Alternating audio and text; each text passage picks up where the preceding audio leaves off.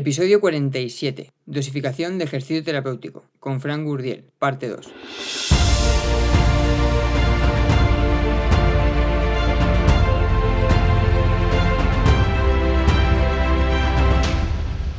Muy buenas, bienvenidos fisios. Soy José Vipiris, graduado en fisioterapia desde 2015 por la Universidad de Valencia y especializado en el ámbito clínico deportivo. Y hoy estoy con Fran Gurdiel, un tío que es compañero, que es fisioterapeuta y que es un mega crack, como verás, en todo lo que tiene que ver con ejercicio terapéutico y manejo de pacientes con dolor. En este podcast verás que contestamos muchas preguntas que seguro que te has hecho si eres de los que cree en la fisioterapia de verdad, donde el ejercicio siempre tiene que ser un pilar fundamental. Vale, y te había dicho volumen, pero no vamos a hablar de volumen porque al final yo creo que la respuesta sería muy parecida a nivel de la que has dado para la intensidad. Sí que me gustaría hablar de frecuencia, porque eso es muy típico que nos lo pregunten los pacientes, de, ok, vale, ya tengo la dosis, ya tengo más o menos los ejercicios que me van a venir bien, pero ¿cuántas veces lo tengo que hacer y cuándo? Entonces, Vale, no sé, ¿qué realmente, premisas darías tú para esto? de nuevo es complicado, es decir, no significa que hay una única frecuencia o una única forma de programar correctamente para un paciente, es decir, tú puedes establecer 30 programas de ejercicio terapéutico para un paciente y quizás todos son igual de buenos, igual algunos son mejores, otros peores, pero muchos de ellos van a funcionar. Eh, Siempre y cuando, obviamente, pues tengas en cuenta toda la esfera del paciente como individuo. En cuanto a la frecuencia, quizá uno de los aspectos más determinantes que vamos a tener que tener en cuenta es, por un lado, la biología del tejido, saber que si estamos trabajando generando cambios sobre el tejido, porque pues quizá hay algún tipo de lesión del tejido, es más un cuadro de dolor nociceptivo y quiera beneficiarme más de esos efectos de la mecanotransducción, pues tengo que entender cuáles son los ciclos biológicos de ese tejido, cuánto tiempo tarda en recuperarse. Pues tejidos quizá más irrigados van a recuperar más rápido en un periodo de 24 o 48 horas, con lo cual puedo aumentar la frecuencia de las sesiones de ejercicio. Tejidos con una menor irrigación, pues quizás tenga que separar más esas sesiones y que a veces ni siquiera es necesario, aunque recuperándose rápido, aumentar la frecuencia porque puedo obtener los mismos beneficios aumentando el volumen de las sesiones y dejándolas más separadas porque el paciente quizá solo dispone tiempo de 2 o 3 días a la semana para realizar ese programa de ejercicio. Y por otro lado, quizá tendríamos la variable de la irritabilidad del cuadro de dolor, en el cual pues ya tenemos que basarnos en cómo de irritable es esa patología, o sea, cómo incrementan los síntomas a posteriori del ejercicio para, uno, pues calcular la dosis por sesión y dos, saber cuánta separación tengo que poner entre sesiones para que el estrés que suponen esas sesiones de ejercicio no se vaya acumulando y me irrite el cuadro de dolor. 100%. Vale, pues, bueno, a ver, que han dicho una preguntita. Mira, bueno, esto sería más para Laura, pero te la lanzo. Dicen que si podrías dar algunos tips de ejercicio terapéutico para cuando hay mareos. Hostia. A ver, no es mi campo, o sea, llevo sin leer nada de mareos y vértigos desde que hice el TFM. Si no me equivoco, muchos de los ejercicios se basan en la habituación a cierto tipo de sensaciones que se generan con el movimiento de la cabeza y del cuello. Entonces, en estos casos es importante educar al paciente en que durante el ejercicio se van a generar, se van a reproducir ciertos síntomas que tiene, que deben entrar dentro de unos niveles tolerables, pero que hay que seguir repitiendo el ejercicio, porque con la repetición vamos a conseguir que comiencen a reducir esos síntomas durante ese gesto. Entonces, eso realmente es lo único que te puedo dar. Más allá de eso, pues se hace complicado. Sí que es verdad que quizás si estás buscando ciertas adaptaciones a nivel coordinativo, a nivel de equilibrio, a nivel de cambios neuroplásticos, pues es más importante que la dosis no sea muy, muy voluminosa o muy intensa, es decir, que sea algo tolerable, que no genere mucha fatiga a nivel cognitivo, que sea demandante, eso sí, pero que no genere una alta fatiga y que sea fácil o que sea posible reproducirlo con una alta frecuencia, porque me interesa estar dando recordatorios continuamente para generar esos cambios a nivel neuroplástico. Pues para hacer tiempo que no lees sobre el tema, yo te veo bastante puesto con él. Vale, mira, Eso es saber las bases, o sea, no tiene más. dos preguntitas rápidas que te han lanzado y que yo creo que pueden ser también de mucho interés para compañeros que empiecen a escuchar cositas sobre ejercicio. Primero es que expliques un poco qué es eso del RP y el RIR. Y luego que hables un poco sobre las progresiones isométrico, concéntrico, excéntrico. Porque esto está muy instaurado, ¿no? Siempre que se habla de progresiones. Y yo creo que pueden haber casos Mm. donde no tiene por qué ser así. Vale. El RP, ya comenté antes, es el ratio de esfuerzo percibido. Se utiliza la escala de Borg para medirlo, la escala de Borg modificada. Por norma general, yo suelo utilizar la escala de Borg modificada, si no me equivoco, la escala de Borg iba de 6 a 20. La escala de Borg modificada va de 0 a 10, en el cual por los valores más altos implican grados de esfuerzo muy elevados, en el cual no puedo continuar realizando ese ejercicio y tengo que parar a descansar. Y a medida que voy bajando, me voy alejando, pues serían grados de intensidad más bajos.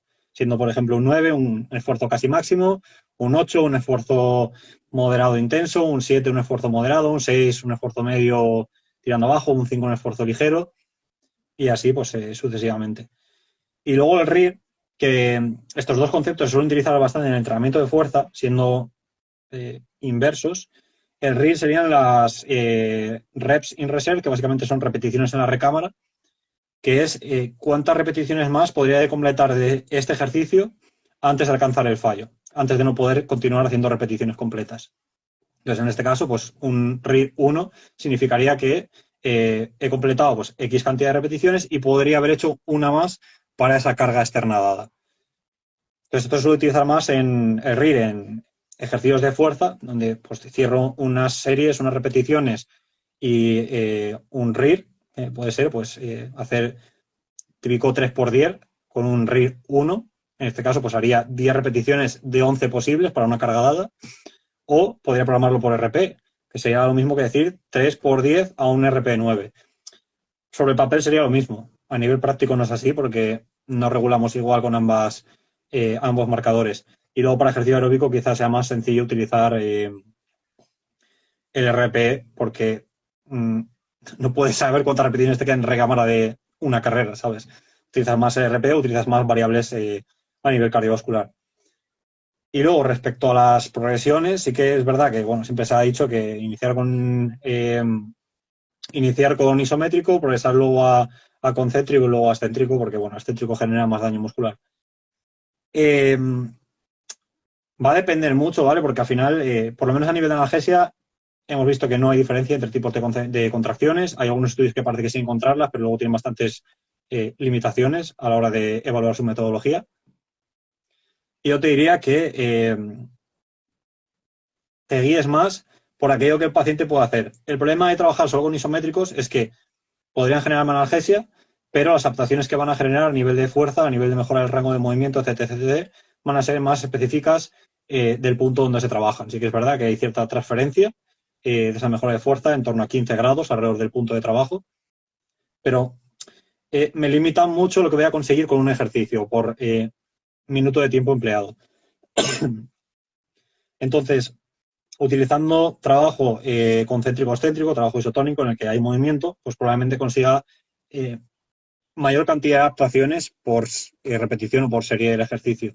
Si el paciente no me lo permite porque tiene dolor, porque tiene miedo al movimiento o por lo que sea, pues obviamente puedo emplear los isométricos para trabajar en ese tipo de casos. Si mi paciente tiene mucho miedo al movimiento, pues comenzar a cargar mediante isometrías es una buena herramienta. Si mi paciente puede moverse, pues va a ser más específico las adaptaciones que quiero generar, realizar movimiento, porque muchas veces no nos duele estando parados, o estando realizando una contracción isométrico, sino que nos duele más bien al movimiento.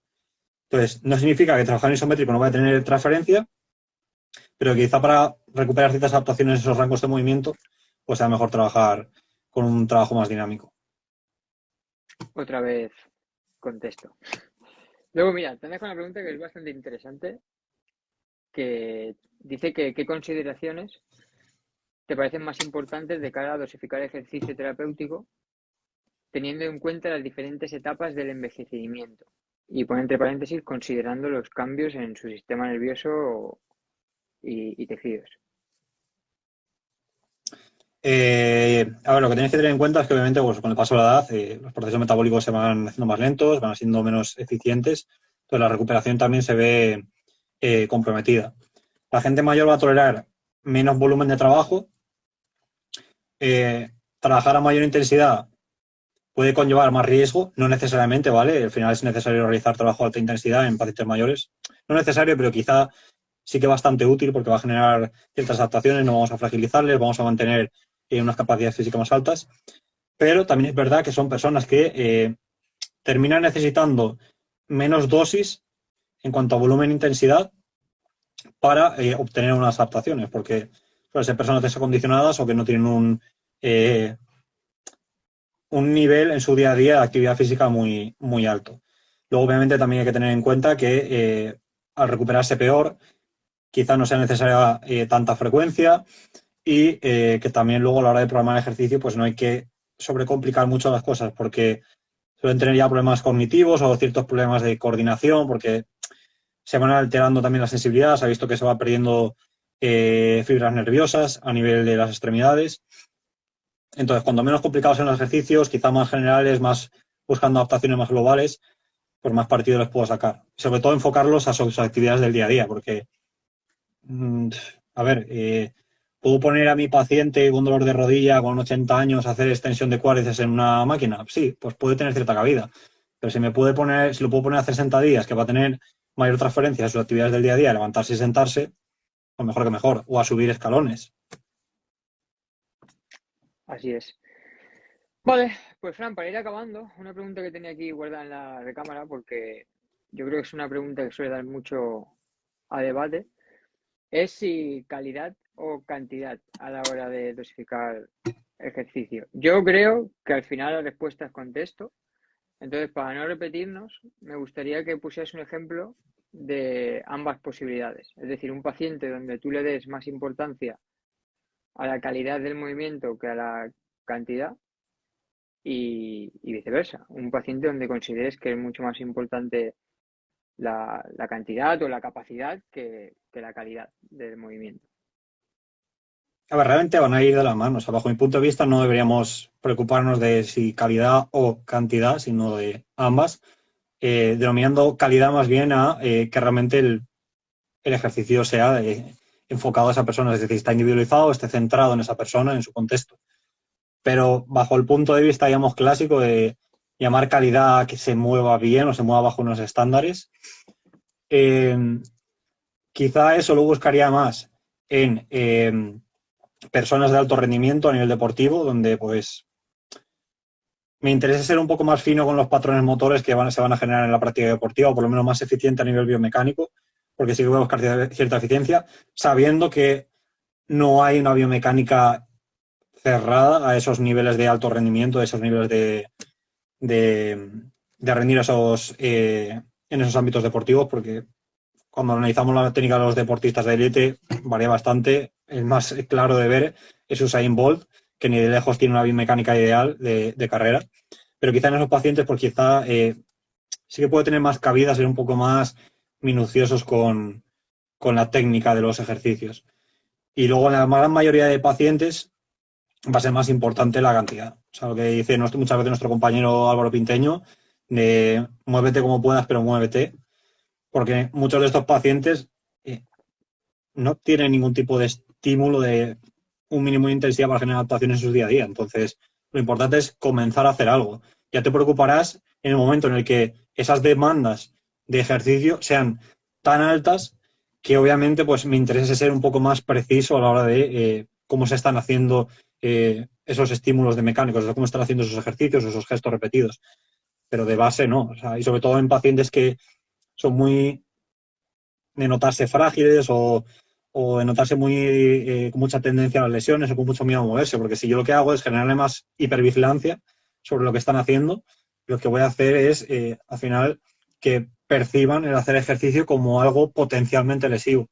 Y eso lo que va a hacer es retroalimentar su sistema de alarma y tener más dolor o más miedo a realizar estos gestos y pues perder adherencia con el ejercicio, que hagan menos cantidad de ejercicio, que empeoren su condición física y que eso pues conlleve otro tipo de problemas. Eso es, pues nada que añadir, señoría. Totalmente, totalmente de acuerdo. Bueno, pues con esto vamos a ir cerrando. Y no te he dicho nada, no sé si lo sabes, porque me gusta que sea sorpresa, para que así no traigáis nada preparado. Pero a mí me gusta cerrar los directos pidiendo al invitado que se despida haciendo una breve reflexión de lo que más le ha parecido interesante de lo que hemos hablado, e incluso cerrando con una frase épica que le motive o que le guste. Vale, entonces nada, yo ya me despido. 1.000.000 de gracias de nuevo por haber aceptado la invitación, y a todos los que os habéis pasado, que esta vez ha sido muchísima gente. Y nada, te dejo, y cuando tú acabes tu speech, nos vamos. Bueno, pues creo que con lo que espero que os hayáis quedado de este directo, este podcast, es que no tenéis que tener miedo a prescribir ejercicio muchas veces por no saber o por no saber de volumen, intensidad, tal, porque realmente lo que va a tener más efecto en la mayoría de pacientes, sobre todo cuando hablamos de pacientes con dolor, es entender a esa persona, entender su contexto, saber programar ese ejercicio de forma que la persona entienda por qué lo hace, le guste hacerlo, genere una alta adherencia, continúe con ello, se anime a progresar, le vea cierta relevancia. Entonces, ser conscientes que a la hora de prescribir ejercicio en pacientes es más importante el paciente que la patología. Obviamente sin dejar nunca de lado esos aspectos patobiológicos de la patología, pero que no podéis desligarlo. Es decir, no podéis coger y decir, como tienes dolor lumbar, estos son los ejercicios que te van a venir bien, porque no es así. O sea, os vais a encontrar con que una media de pacientes os va a responder, pero vais a tener otros cuantos pacientes que vais a tener resultados pobres o resultados totalmente contrarios. Entonces, no tengáis miedo siempre y cuando estéis trabajando centrándose en las personas, o sea, viendo personas y no patologías. Y realmente, como frase como tal, tampoco sabría qué decirte. O sea, soy una persona bastante sencilla en esos aspectos. Entrenar a fuerza, porque es algo que se deja de lado. Moveros mucho, porque también es algo que se deja de lado. Es decir, somos o de un lado o del otro.